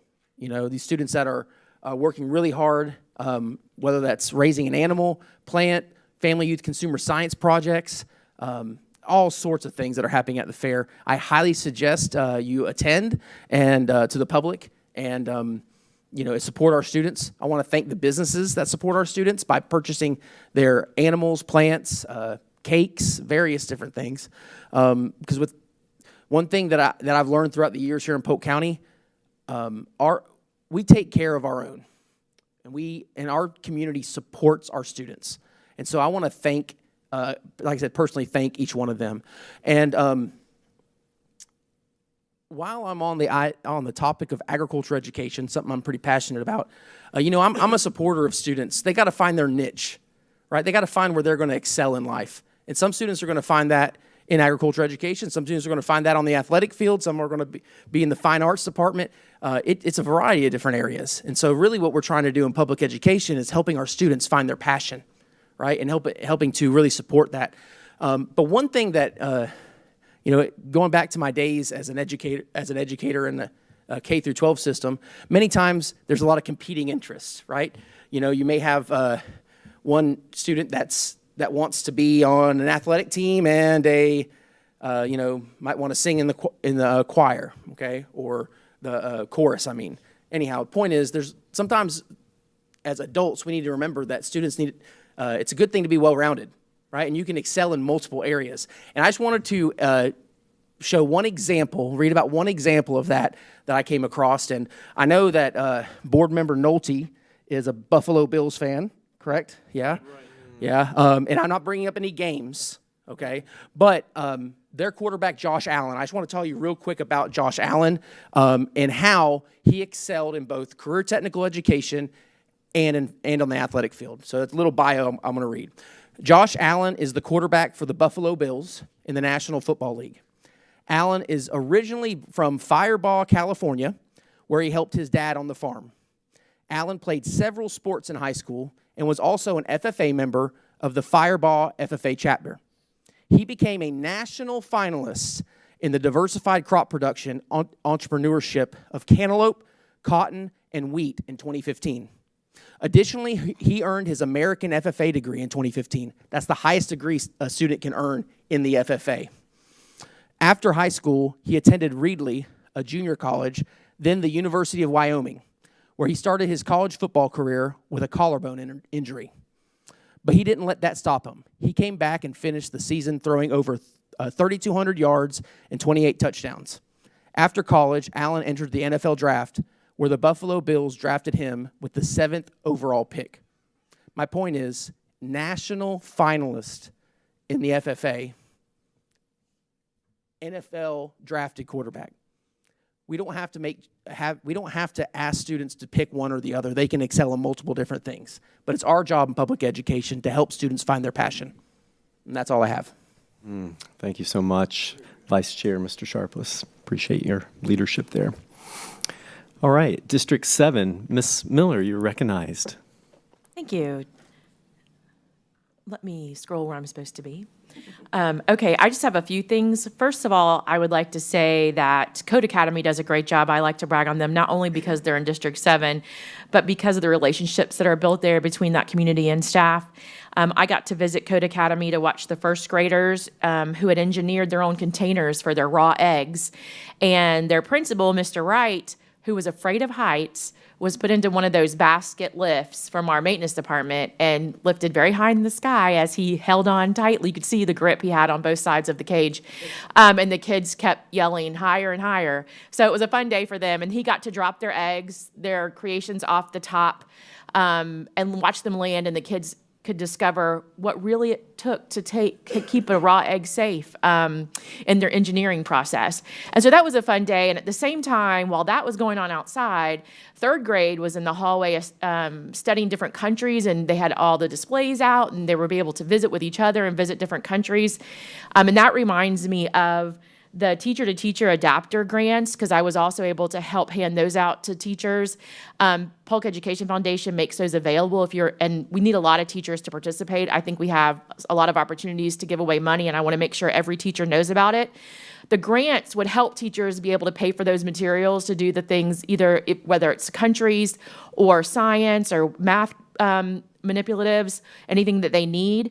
And the Polk Education Foundation grants are available to both traditional public and charter schools. And I was able to hand out checks to both our schools as well as Berkeley and McKeel teachers who were coming up with some really fantastic ideas. They were sharing their ideas and were able to make those ideas come to life with those dollars. So if you're a teacher and you have not been to the Polk Education Foundation site and looked at those opportunities for grants, it comes out in your weekly email. If you check those grant opportunities, $500, $1,000 to really make your dreams come alive for the kids, I think is really important. So we hope you do that.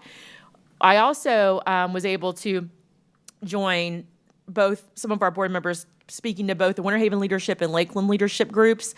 I think it's so important for us to spend that time in the community and talk to the different leaders, people who may not have their own children in school or they haven't been in school in a long time. And they asked us some really good questions about budgeting and transportation, and we can share our story and the needs of the district. So that's always a good time. The culinary team, not only at George Jenkins, but Winter Haven's culinary team traveled to Tallahassee, and they were featured at the very top of the Capitol at the Polk reception to see. I know some of the students and just to talk with them, and they would say, "What do you do again? And who is that? And what do they do?" It was a great learning experience for them, but it was also a learning experience for people in Tallahassee that may not be from Polk County and visiting lobbyists, as well as our own delegation members and people from Polk County to see just exactly how talented our kids are and what they're able to do. So that was a fun time, and I encourage students to take part in those different programs that give those multi-level experiences like board member Sharpless was sharing. The last thing that I wanted to share is Clays for Classrooms is coming up. Clays for Classrooms is also put on by the Polk Education Foundation. It helps raise money for those, not only the grants and things available to staff, but for the student scholarships. They provide a lot of opportunities for students in all kinds of areas to be awarded scholarships. So even if you've never shot clays before, try it. I, for the first time, did it a couple years ago, and now I love it. And we haven't decided. I know there are many board members here that would love to join us for that evening. You can go online March 1st. The superintendent became a great marksman, he says. We'll see on March 1st. March 1st, Clays for Classrooms at the Galacco Ranch. It's an evening shoot, so if you know anything about shooting clays, that makes it extra exciting to do it at night while they light them up. But it's a great evening that brings out a lot of the business community and people that support our students and fund to raise money. So please join us on that March 1st, and you can check out their website for more information. Thank you. Thank you, Ms. Miller. And I'll wrap up with a few comments here myself. I don't really have any literary statements or anything like that, but in the midst of my memory palace, I was drawn back to 1989 as y'all were discussing whether you were going to show a pig or you're going to eat a pig within the next few days. But my brother in 1989 raised and showed a pig at the Polk County Youth Fair. Both of us were Bartow graduates, and I do have my FFA jacket. I'm trying to convince Justin to wear it, Mr. Sharpless to wear his jacket one night to a meeting, and I'll wear mine as well. But the name of his pig was Picasso. And I'll never, forget that. And he actually used my grandma's walking cane to actually guide Picasso that night. So yeah, definitely appreciate all the great work happening at the youth there. And then I appreciate Ms. Cunningham mentioning the Polk Co-op Library Initiative and so forth. Utilize that service today with Canopy. I watched a documentary, The Diary of David Holtzwitz. Pretty seminal documentary, 1968, but it drew me to really think about celebrating literacy this week. And every time I look down at Superintendent Hyde, I just imagine, I see all these Band-Aids on his face, so I appreciate him jumping in to celebrate literacy this week. Hopefully we'll all get out and take part in that as well. I really do think it's an honor to serve, like I say, the most educated workforce within Polk County. And I do want to bring forward another PhD that we have in our district. And these, I just basically, as they came in order of receiving them, just wanted to acknowledge their great work. And I'll summarize just briefly, but we have a fifth grade teacher at Alta Vista, Dr. Louis Jarbe. And the title of his dissertation was Effectiveness of a Training Course on the Use of ICT as a Strategy for Standardization and Teaching Learning Process in an Elementary School. And it's pretty complicated. And I really enjoyed reading the abstract and hearing about his work. And obviously this research that he brought really had a positive impact on integrated co-teaching usage for standardization. So again, an honor to serve our most educated workforce within Polk County. And then I'll just highlight a couple of events too. Definitely had a chance to tag along with the Tallahassee trip. For me, Wendy Dodge, I tell you, from the Southern group, she had us so busy. As soon as we got on the ground, we went, full blast all the way until we came back on Friday morning. I know you came back a day early, but the first stop for me was the House Education and Employment Committee. and they were basically discussing AI in education. And for me, in particular, I want Polk County to be at the forefront of technology. I'm very, very passionate that we are on the cutting edge, and you know, in that conversation, I definitely wanted to hear the conversation from our state representatives and to be affirmed that they're thinking of, you know, things that are not necessarily punitive, but innovative in regards to AI. So as we adopt policies and practices, is for the betterment. And we see technology as the enhancement and not necessarily the reversal. From there, you know, we had a chance to meet with Rep. Killebrew, Kennedy, Bell, Tomko, Senator Burton, and then, you know, the Florida Department of Education as well, with a lot of meaningful conversations and discussions. And then from there, I had a chance to attend the 5th Annual Lakeland Entrepreneurial Award this week. Credible opportunity. It was sponsored by Catapult. And if you haven't been to Catapult, if you want to see some innovation and just ideation and just really having a positive impact on our community, go visit. So really was inspired by that event. Jeff Hoffman, who's the founder of Booking.com, was the keynote and discussed some different keys to scalability for a business, small business, really trying to grow and expand. And then on top of that, as noted, we attended the George Jenkins High School Lakeland leadership class, and that was again incredible. Thanks to Miss Jeanette Crowley for leading that Education Day as the chair, and then the principal Patton for hosting that event as well. I wanted to give out a shout out to Scott Lake Elementary. I did see Mr. Nolte there in the audience as well, taking part, but a big congrats to Scott Lake Elementary. They celebrated 50 years, and it was so cool. I mean, it was so student-led. The MCs of the night were our students. I saw superintendent and audience as well. So it was an incredible night of music and writing. They shared some literature and just inspiring words also from the founding principal. Incredible. Mr. Bird was there, who opened that school, and he said that he was 15 when he opened the school. But it was really cool to hear them talk about the innovation, right? This was a breakthrough school, had like, I don't know, just an open concept and all kinds of different things that they were just retelling those stories of some of their innovative practices. So, Principal Duran, thank you for, and you and your team for an incredible night. Yeah, and then I'll end on the MLK events as well. We've had so many events to honor the legacy of Martin Luther King Jr. happening around our community. I wanted to express my gratitude for the incredible work of Polk State College in hosting the 40th annual luncheon to honor the legacy of MLK. And my good friend, Mr. Ashley Troutman, his heart, passion, and personal story was shared to well over 400 people in audience. It was incredible. My line of sight towards Mr. Troutman at the podium, myself as well, so many tears, people just wiping tears, and he just moved the audience in a big way. His message of courage and hope resonated deeply and really had a lasting impression in my life as well, and he does. And then I want to also thank the Blended Family Foundation for the great work around the Swan City Jazz Festival.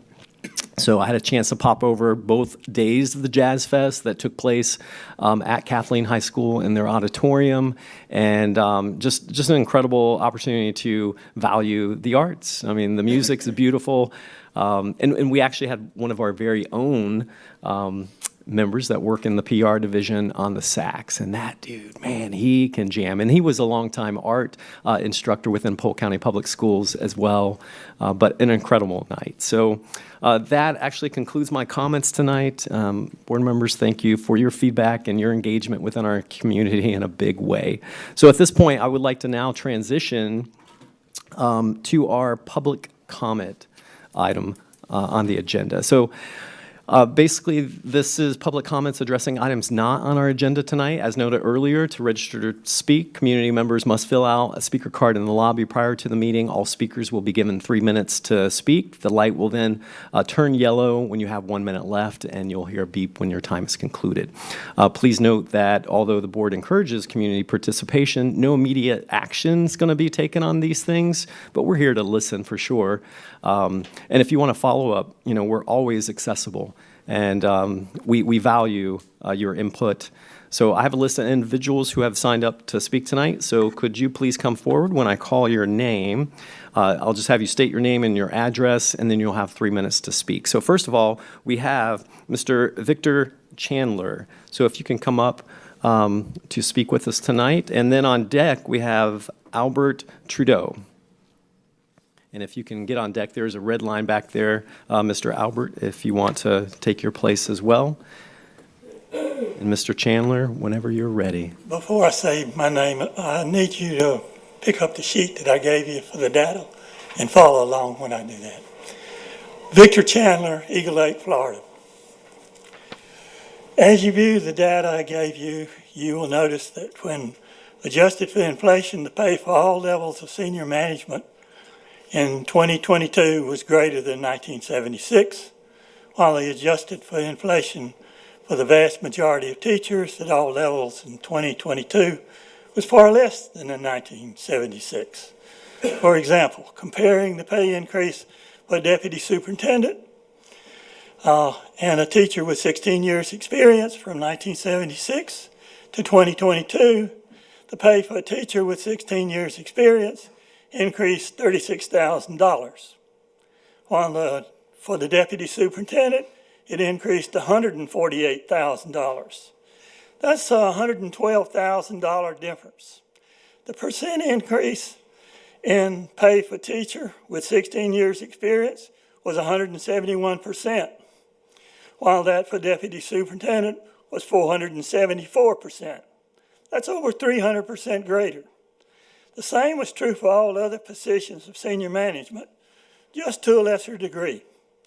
Since teachers were reported to receiving a greater total percentage raise than senior management, this would seem impossible. It was primarily due to using different methods of calculating a raise that were in no way equivalent. At the next board meeting, I'll show when both teachers and senior management were reported as receiving the same exact 2% raise. The beginning salary, maximum salary, average salary, and the salary schedule of teachers all increased far below 2%, while all that for senior management increased a minimum of 2%. The only thing I can say is if you're going to use ones that are not equivalent, it does cause a separation, and I will prove that beyond any doubt. You need to be so careful that you don't run afoul of State Statute 112-3173. Anybody got a question? I wish you really would take a close look at that, and I will be coming and I will prove beyond a shadow of a doubt that the separation for pay for teachers and administrators at the senior level was as a result of using systems that are not equivalent in any way. Thank you. Thank you, Mr. Chandler. And Mr. Trudeau.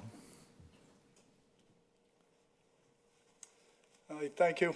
I appreciate it. I appreciate you guys' time and everything like that, of course.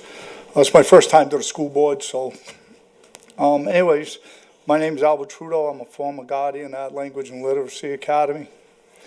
I guess what I'm doing is I'm bringing some safety concerns to you guys as far as regarding the school. I was a guardian there for 4 years. I've had a fantastic record with them. On December 8th, 2023, the school I prevented a deputy from breaching the campus.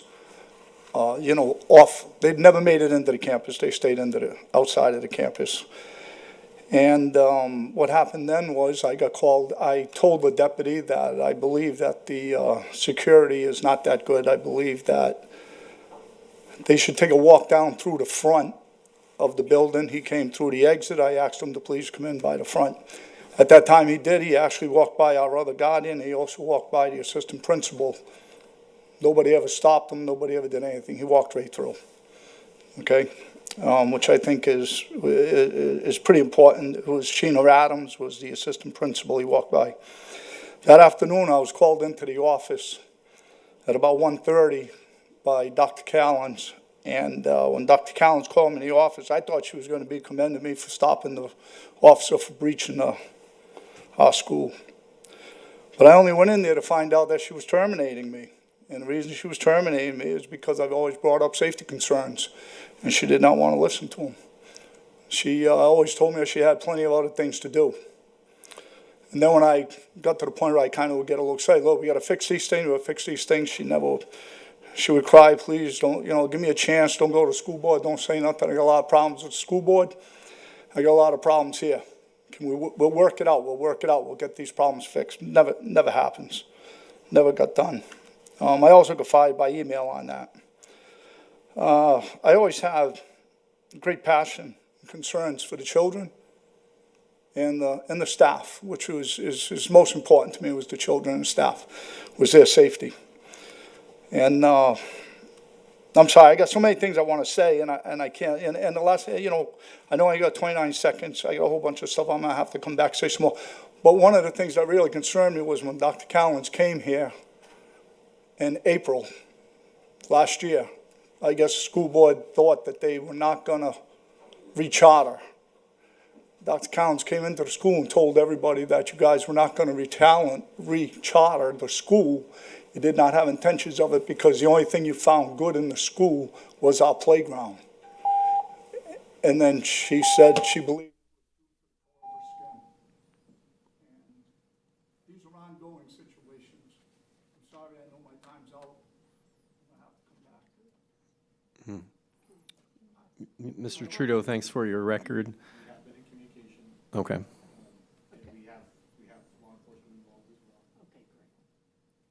All right. Thank you very much for your time, Mr. Trudeau. Yep. I appreciate your time. Thank you guys, but I'll have to come back. Okay. Yep. Thanks for being here tonight. All right, board members, next order of business is adjournment. There being no further business, this meeting of the Polk County School Board is now adjourned. Thank you.